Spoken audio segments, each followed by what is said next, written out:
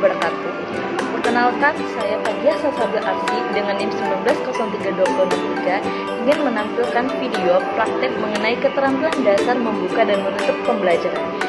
Video ini bertujuan untuk memenuhi nilai mata kuliah pembelajaran biologi. Berikut adalah videonya, and happy watching. Wassalamualaikum warahmatullahi wabarakatuh.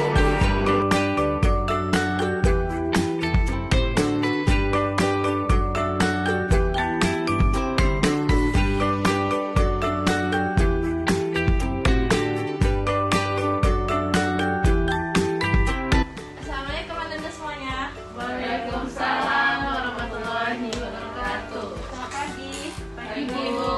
Apa kabar semuanya? Alhamdulillah baik. Bu gimana kabarnya? Baik. Baik juga. Oke, pada hari ini kita bertemu lagi di materi ekologi sama Ibu.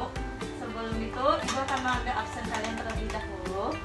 Didal Dela Madani, hadir Bu. Nabila Nurul Aziza, hadir Bu.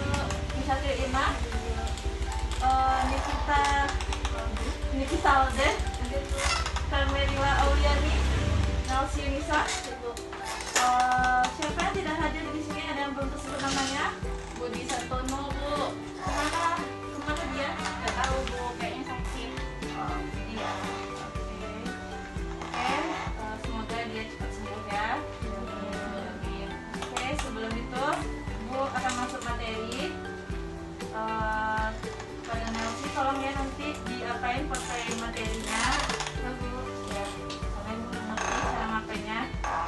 Oke, yang pertama itu Ibu akan membahas tentang biar kita tahu judul konsep itu tentang ekologi, pengertian ekologi itu sendiri.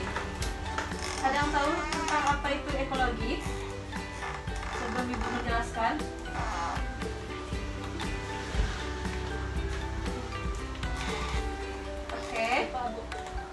Baiklah. Ekologi itu merupakan cabang ilmu dari biologi ya, yang mempelajari tentang interaksi makhluk hidup dengan makhluk hidup serta lingkungannya. Nah, istilah ekologi itu sendiri seringkali dianggap sebagai istilah yang jarang didengar masyarakat. Kenapa? Karena yang lebih dikenal masyarakat itu sebenarnya adalah ekosistem. Jadi pemahaman tentang ekologi itu sama dengan ekosistem. Sampai sini paham? Paham Bu. Nah, ekologi itu diperkenalkan oleh ahli biologi dari Jerman yang bernama Ernst Heinrich Philipp, atau kita kenal dengan Ernest Haeckel. Pasti di SD sudah pernah mendengar ya nama si Ernest Haeckel. Oke.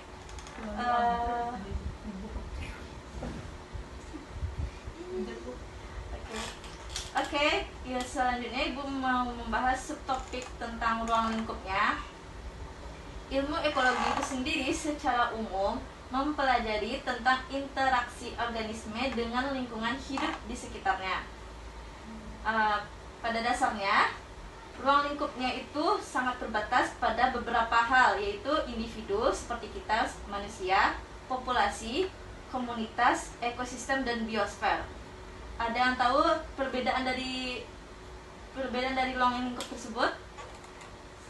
Ada yang tahu tentang individu itu apa, populasi itu apa? Kalau individu itu Ya, Nurul, silakan. seseorang atau satu tunggal. Kalau populasi terdiri dari beberapa individu. Apa tadi? Ekosistem. Ya, ekosistem ada. Kalau ekosistem apa? Kalau ekosistem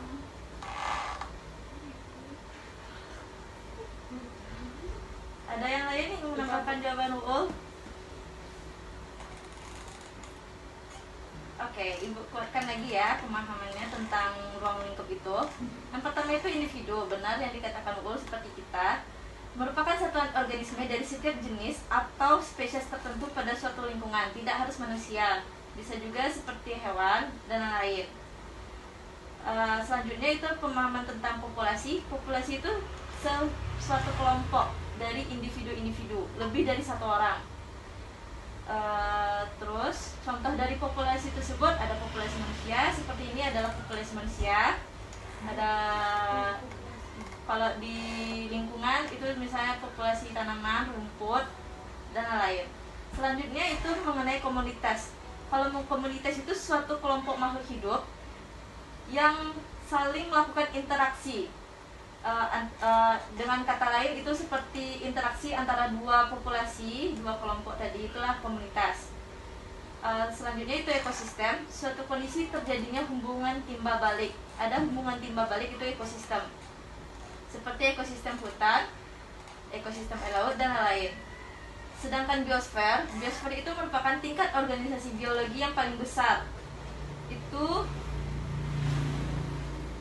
di dalam biosfer itu terdapat pula interaksi antara lingkungan fisik. Di dalam biosfer tersebut terjadi interaksi antara lingkungan fisik secara keseluruhan. Lanjut, itu Ibu akan menjelaskan mengenai prinsip ekologi. Prinsip utama dari ekologi tersebut, pertamanya ya memang harus adanya interaksi, atau bahasa Inggrisnya apa sih? Interaction. Selanjutnya adanya saling ketergantungan, adanya keanekaragaman, keharmonisan, serta kemampuan berkelanjutan. Itu prinsip utama ekologi. Sedangkan aspek utamanya itu studi mengenai hubungan organisme. Ada studi mengenai hubungan organisme dengan lingkungannya, dan ada juga studi mengenai struktur dan fungsi alam. Tidak hanya membahas tentang ekologi, kita harus juga tahu apa itu manfaat ekologi untuk kehidupan kita. Salah satunya itu mengenal keanekaragaman hayati. Seperti keanekaragaman hayati itu ada yang flora, ada yang fauna. Contohnya kayak apa yang di Kota Padang, seperti harimau Sumatera, itu termasuk keanekaragaman hayati. Selanjutnya, manfaat ekologi tersebut mengenal perilaku makhluk hidup. Yang ketiga, mengetahui peran manusia terhadap lingkungan. Keempat, pemetaan konsumsi pangan. Kelima, solusi masalah pertanian. Selanjutnya, ada solusi masalah energi serta untuk mengetahui solusi masalah kesehatan. Baik, sampai di sini paham? Paham, Bu. Apa ada yang ingin ditanyakan? Sudah cukup sepertinya, Bu. Baiklah. Mungkin untuk hari ini kita sampai cukupkan di sana materinya. Jangan lupa kalian baca bahan ajar mengenai jenis ekologi untuk minggu depan. Oke. Semoga ilmu yang kita dapatkan hari ini bisa bermanfaat untuk kita semua, dan tetap jaga kesehatan.